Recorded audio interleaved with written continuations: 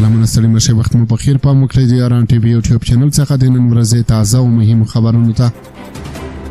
روسیې د پوتین او ټرمپ د ناستې له ځنډېدو وروسته د اټومي وسلو تمرینونه وکړل.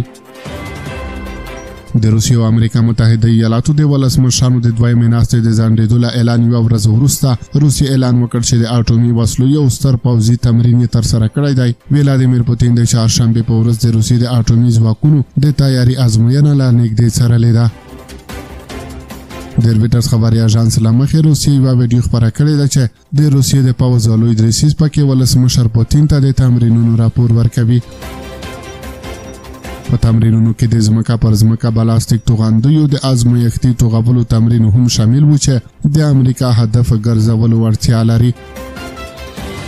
روسیې ویلي دي چې د تمرین هدف دا و چې د کوماندې د چمتووالي او د ځواکونو د کنټرول مهارتونه وازمویل شي او ټول هدفونه بریالي ترسره شول.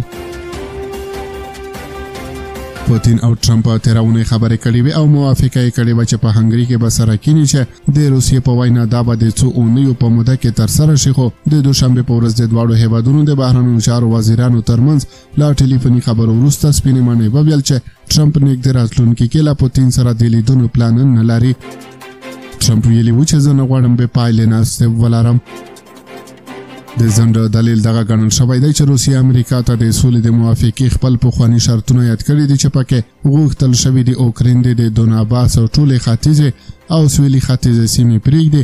دا خبره د ټرمپ د هغې څرګندونې خلاف ده چې ویلي و دواړه لوري د پر اوسنیو کرښو ودرېږي.